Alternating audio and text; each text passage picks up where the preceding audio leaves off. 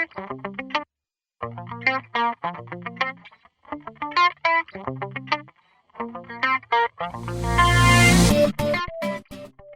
my name is Anthony Turner. Today my guest is Vikki Malmberg. Vikki is a very interesting lady, as you are going to hear in this interview. She's a lady who actually set up a printing business when she was 8 months pregnant. Some called her crazy, some called her courageous. I think the jury's still out in terms of exactly what it was. But from that, she's actually developed a very successful business, which has been sold. And out of that, has developed a coaching business where she helps others develop their own businesses as well. So, Vikki, first off, welcome. Thank you. Thank you very much for inviting me along today. You're very welcome. What I'd like to do is to maybe give our listeners and viewers a bit of an idea of your background, of what you did and some of the challenges that you faced, because a lot of our interviews seem to be very much about the subject experts telling things about subject, but I'd rather sort of explore with you, if you're okay with that, your actual journey of how you went about doing it from a business owner's perspective. Absolutely. Well, I started my working career as a dental nurse. Yep. Which was a very rewarding career, but for me it wasn't enough. You know, mid-1990s, and I opened my salary packet and I went, is that all I'm going to get? Now, there's nothing wrong with that career, but for me I was always wanting more. So I went into sales and selling toner cartridges, of all things, and at that time I didn't know what a toner cartridge was. Okay. I didn't have a computer at home and I didn't have a printer at home.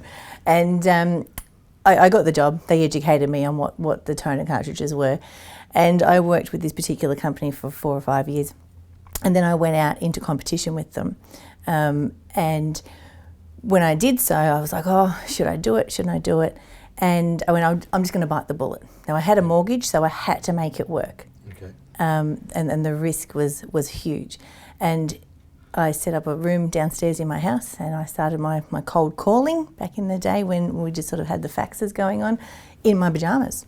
Okay. Going, hello, my name's Vikki and I'm from Consumable Supplies. That was my company name. And from there, I grew my business. I had a couple of sales reps on the road. I had my mum doing my bookwork, and we're only selling toner cartridges. And when an IT company asked us for any hardware, we'd assist them there, but only upon request because we didn't have the knowledge there. Okay. My sales reps moved on. I groomed them so well that they went out and opened up their own business in competition with me. So we made it healthy competition, which was fantastic. But from there, I became pregnant. Mm-hmm. I was not an overly maternal person whatsoever.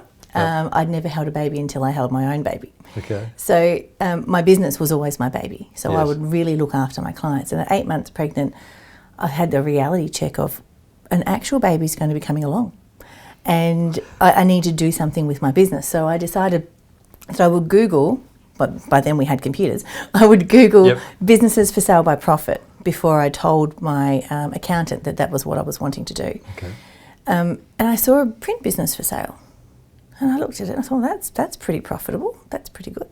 I looked at my bits and pieces and I went, oh, maybe at 8 months pregnant, bright idea, I could just buy that business, because printing toner cartridges, they match. Yep.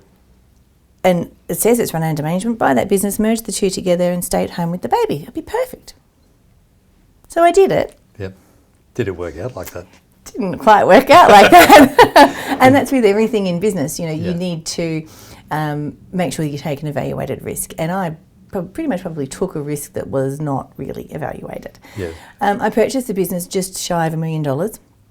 I walked in, I inherited a team, and we extended the settlement period of the business, so I took over once my baby was born. So Lauren, my daughter now, who's 8 years old, was just on 6 months when we walked in the door, and that was February of 2008. Okay. 2008, GFC hit. Yep. So what I'd paid for the business, it was no longer worth that. A dramatic change in a 6 month period.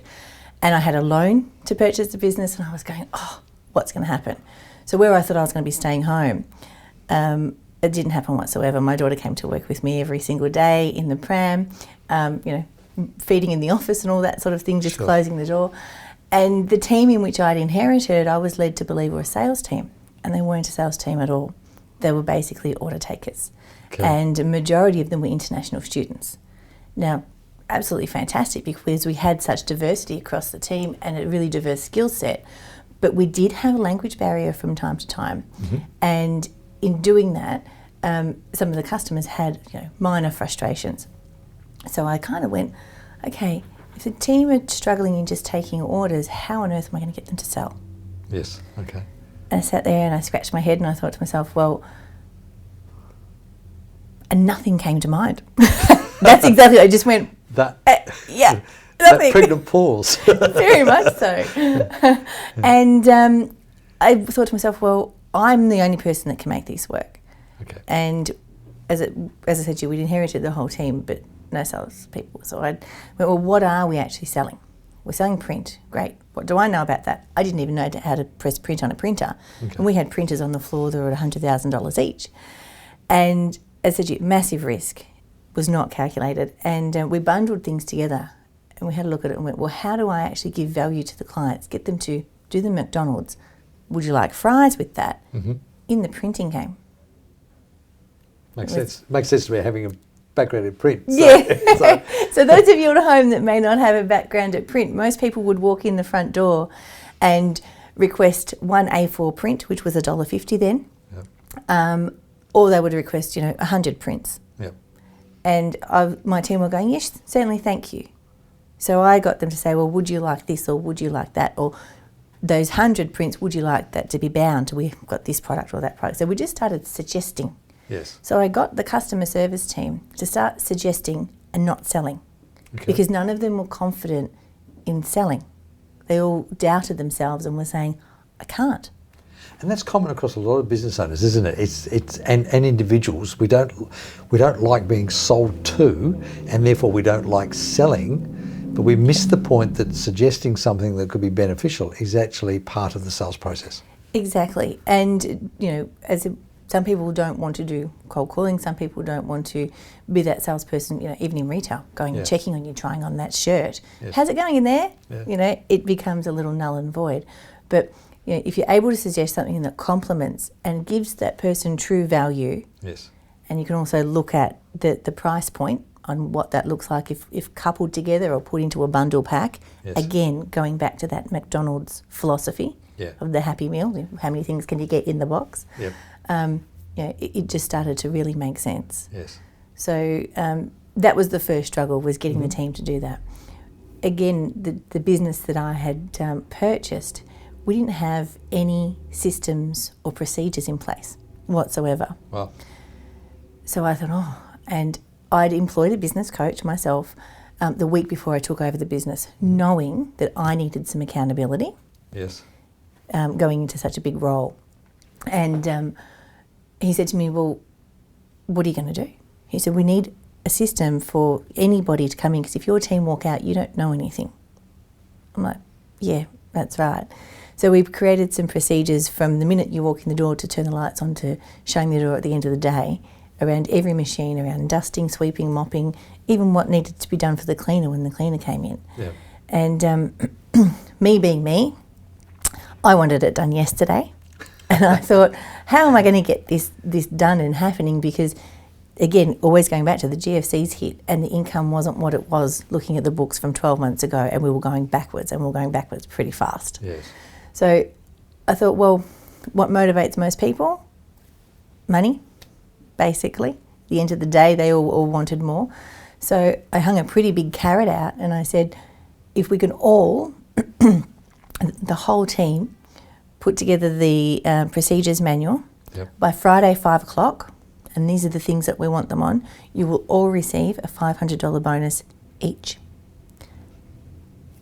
However, if one person doesn't do it, then nobody gets paid. Yep. To ensure that we could build the team camaraderie, to ensure that we all understood what the deadline was. And I was pretty firm, but I was very direct in what I wanted the outcome to be. And the strategy was, I needed that to ensure that I had a fallback thing in case anybody left at that particular point in time. Yeah, sure. Everybody did their part except one person. Oh, wow. I know, and I'm thinking, I was batting for them. I'm sort of in the back stalls going, come on guys, pull together. Yeah.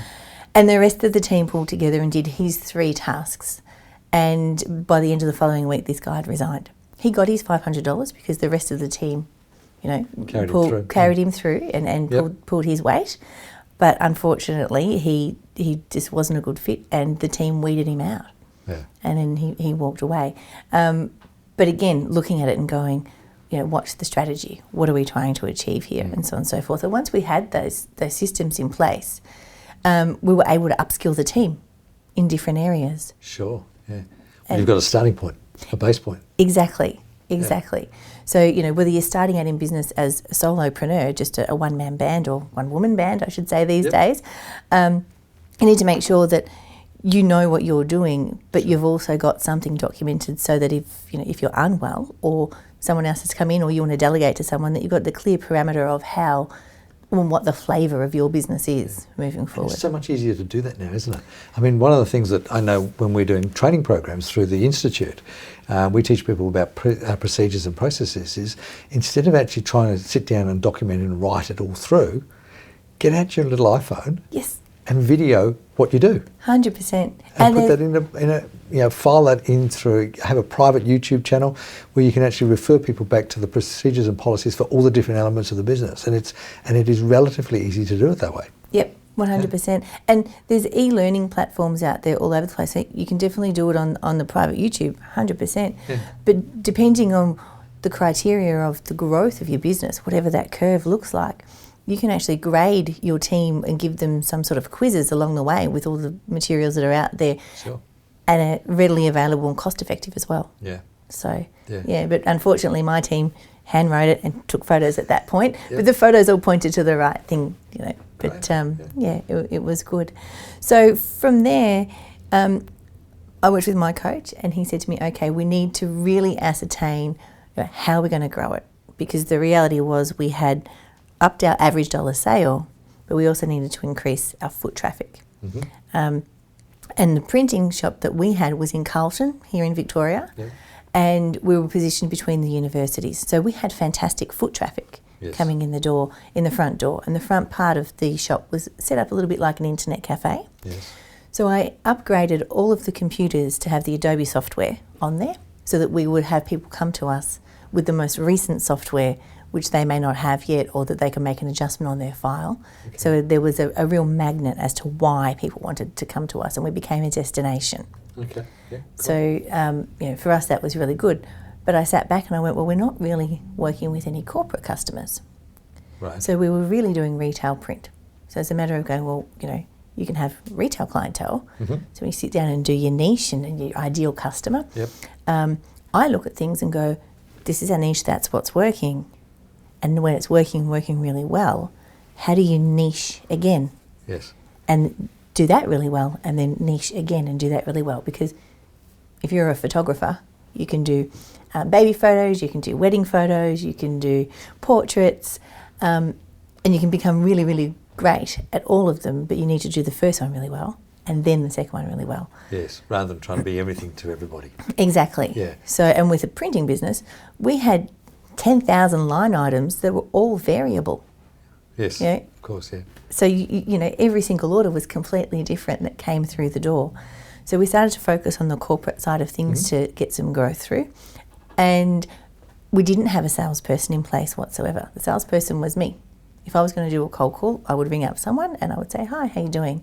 Now, I did test out a few salespeople, but nobody really cut the mustard. And I'm not from a printing background. So I wasn't probably the ideal candidate to be selling printing at that point. But I understood what the client wanted. So, and that's what came back into the team. And that's a really interesting point for a lot of businesses is that, and we did another interview with one of our other people on marketing, and we were talking about understanding your customer and understanding the fact that, the customers actually buy solutions to problems. They don't buy products and services. 100%. And the more that you actually understand your customers' needs, as you're saying here as well, the better you are able to package the things together to actually provide a solution to a problem that they have rather than trying to sell them the product or the service. Yes, exactly. Because gone are the days when someone was happy with something out of the box. Yeah. Everybody wants everything to be tailored to them. Yes. And if you can offer something that's actually, specific to their wants and their needs and making it easy for them to do, yes, It makes perfect sense. Yeah. So for me, I took what I did in my toner cartridge business, which was, take my little trolley and walk up Collins Street and go in and replenish the cartridges for people, because the receptionist didn't have time. It wasn't an important job to her until the toner ran out. Yeah. So I created a system that worked for me. And then when we went into the corporate side on the printing arm, the same deal. I thought, well, how do I make it easy for them? And again, just going back to suggesting, because as I said, I didn't have a grand knowledge in printing. I did get some training from the suppliers, being Xerox and OSE and the like, Yes. but there's only so much that you can absorb. Yes. And believe me, the older you get, the less you absorb. Yeah. We're only 21, right? Exactly. Yeah. Got that. So so from there, we looked at the average dollar sale. We looked at our traffic, where was it coming from. Now that we were all looking at the offline component. Yeah. We just had a look at sort of doing some Google AdWords, but it wasn't the right fit for us at that time, and we really didn't understand it. Mm-hmm. So we never really implemented it in the printing business. Had we have, we would have been, going great guns. Mm-hmm. But from what we did as a team, in the first 3 months of me walking into the print store and the GFC hitting, we grew the sales by 161% in that first 90 days on the last year in a global financial crisis. Wow. I know, pretty cool, right? Yeah, pretty cool. So when it was happening, I wasn't realising that it was happening, but Yep. upon reflection, it was like, wow, we've actually looked at what we did, and we tracked everything. So we tracked, the average dollar sale, we tracked the conversions, what we were converting in terms of, new customers, where they were coming from, and why they were coming to us. We'd say, you haven't been here before, or you don't recognise your face, my name's so-and-so. And I started to get the team to introduce themselves to people. Yeah. Customer service, we want to know your name. Yes.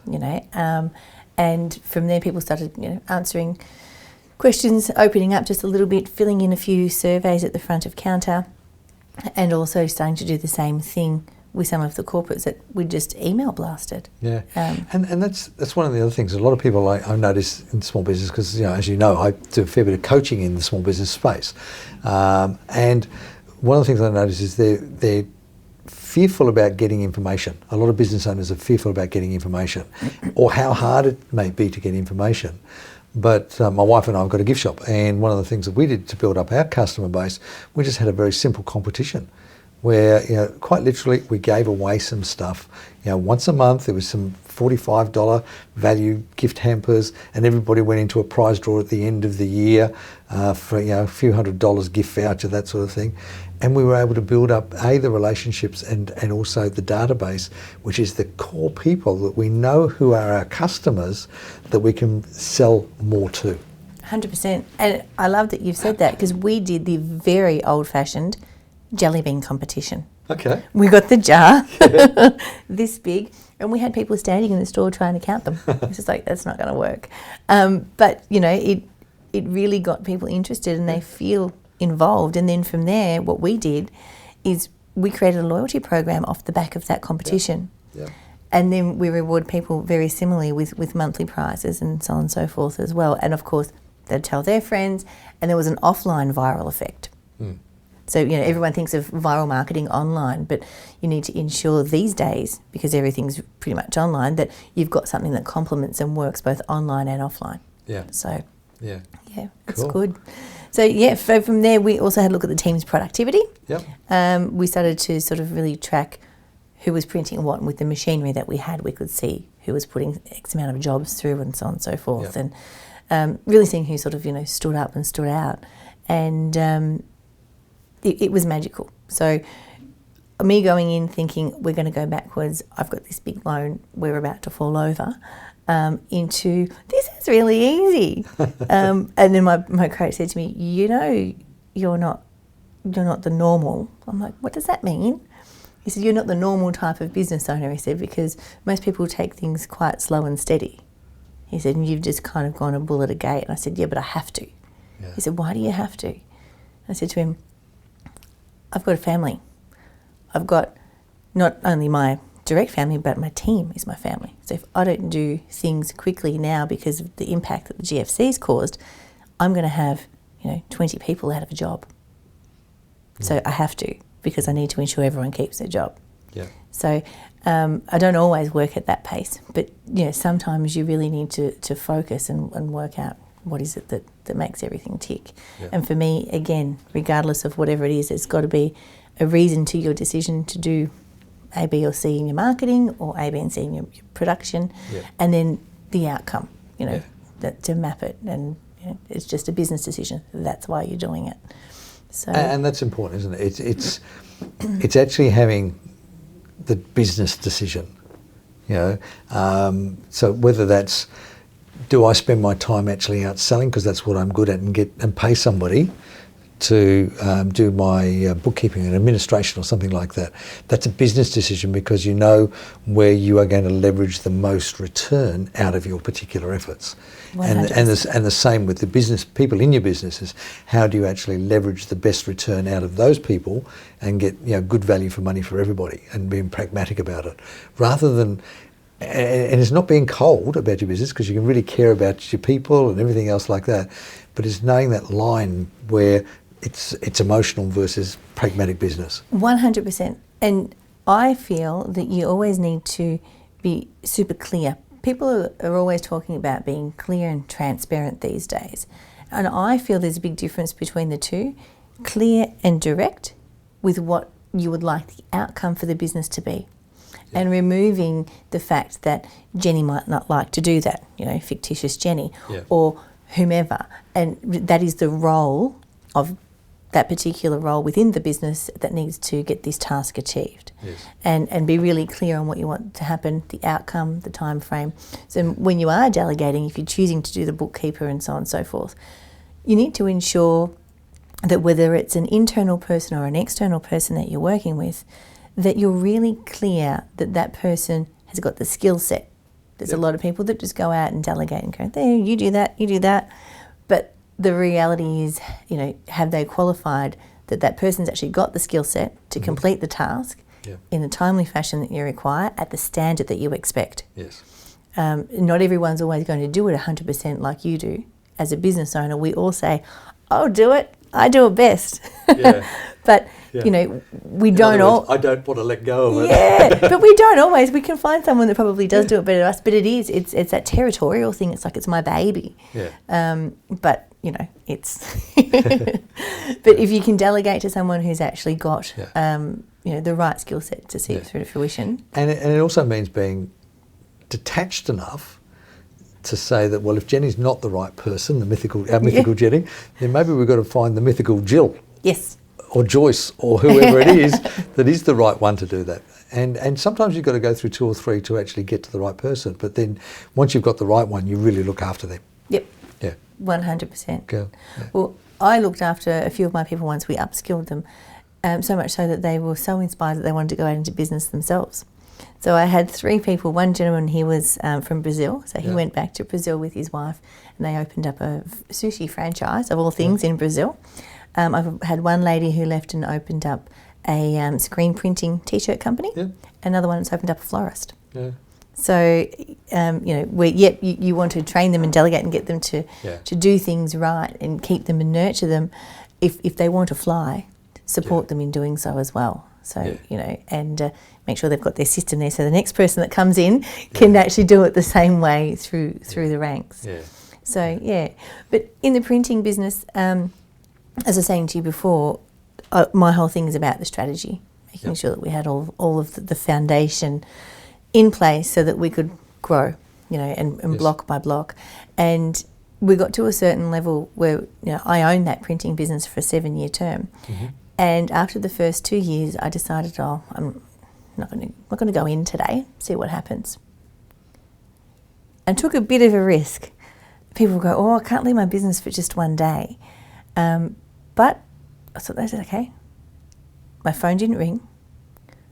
Nobody wanted my opinion. I got a report via email at the end of the day of what the takings were, how many customers we'd seen and what the average dollar sale was. I was like, okay, I'll take that. Thank you. Well trained. And I didn't turn up after that particular day in that particular business for 5 years. Wow. Now, yeah, as I said before, the pregnant thing, either brave or stupid, one or the other. This one's probably more brave than the pregnant purchase of the business, but it just worked without me. So I had people who were, people would move on from casual staff and so on and so forth. So somebody would employ and whichever, but I had reports and I'd just go in from time to time and say hello.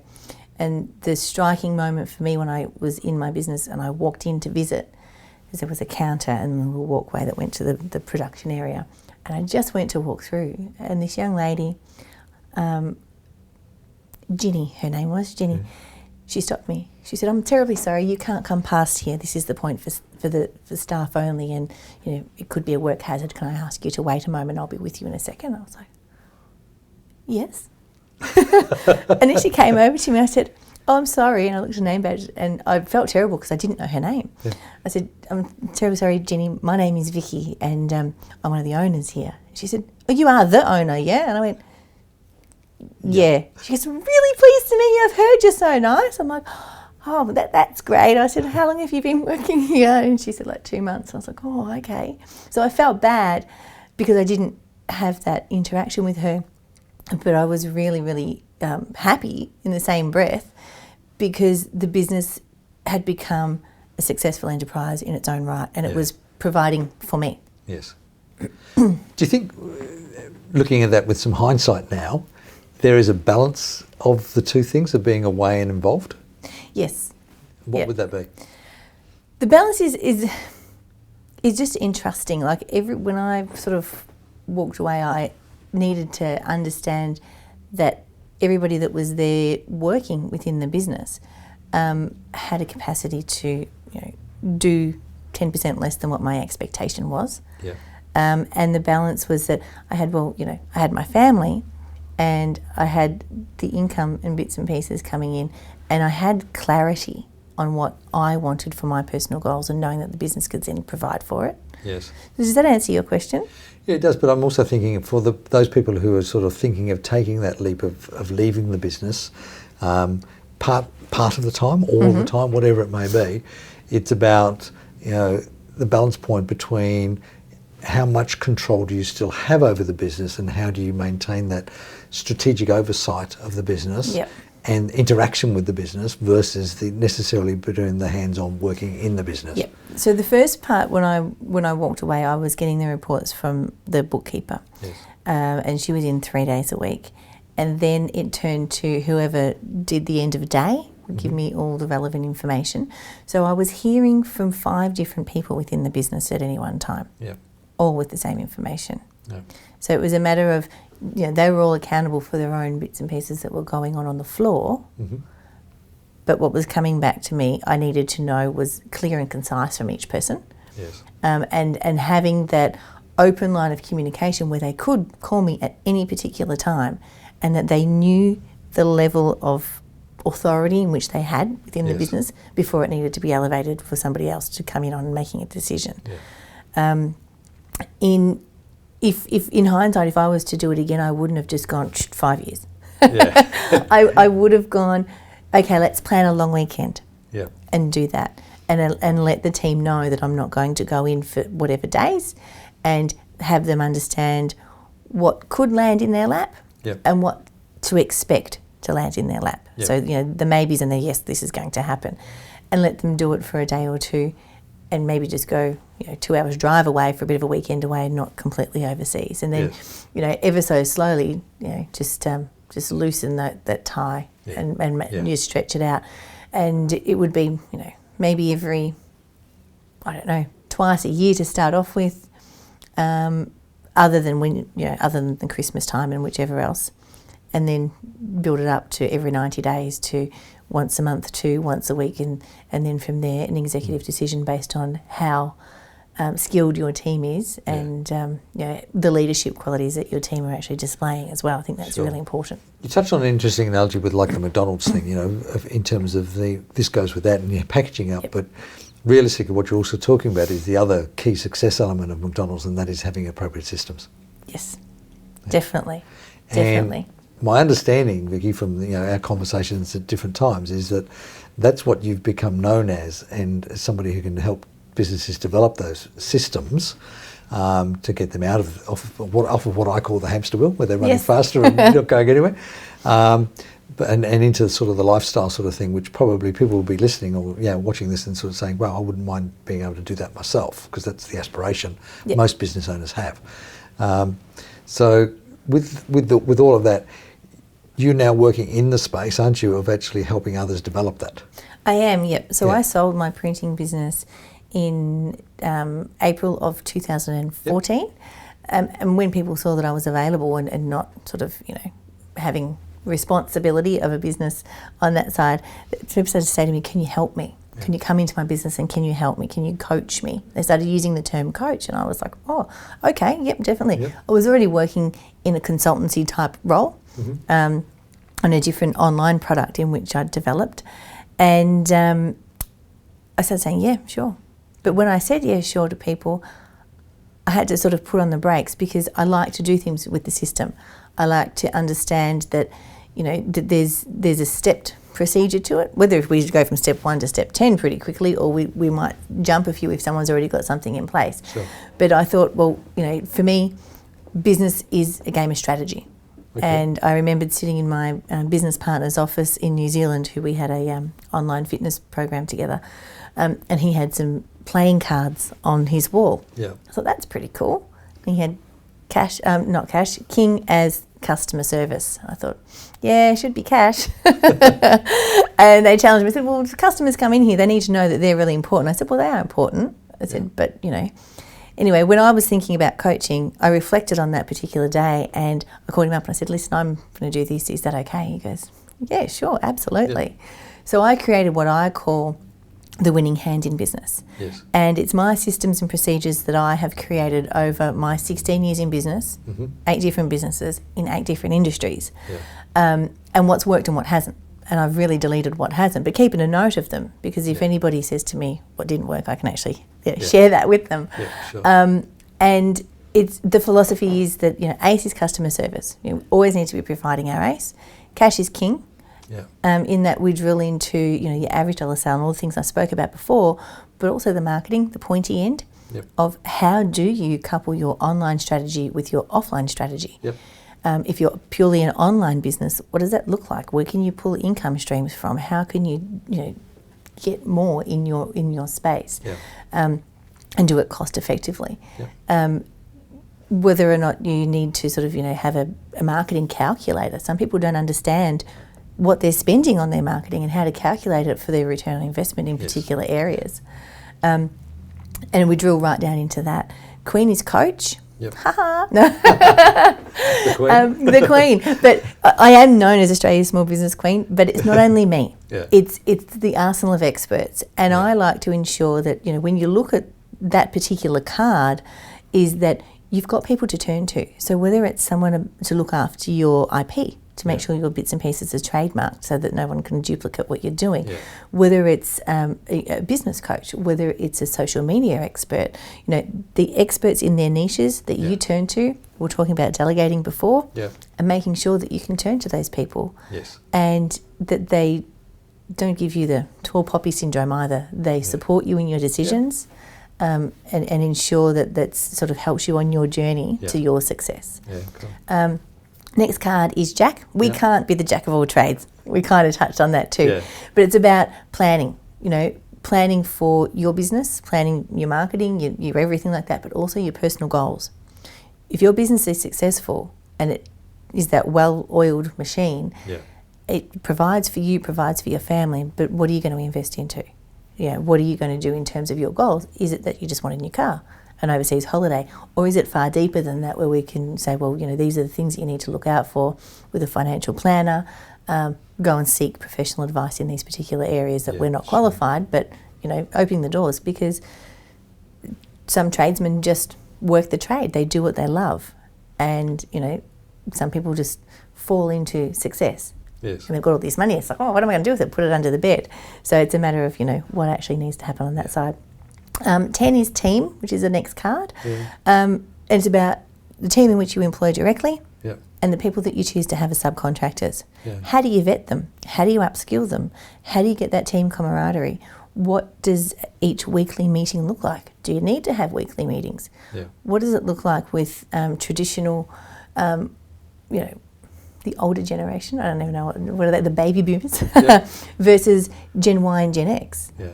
And the expectations and the way in which they understand direction and so on and so forth as well. Sure. So we kind of go into that area. And then Joker is brand. Okay. So we delve into personal brand, your online footprint, and what that needs to be for both yourself and your team. Yeah. And then business branding and ensuring that your logo's got the right colours, it's exuding the right bits and pieces, and then sort of the design elements around that. And then each card kind of drills in it, but it has to be strategic. As I said, the cards are from poker. I'm not an advocate for gambling, no, not at all.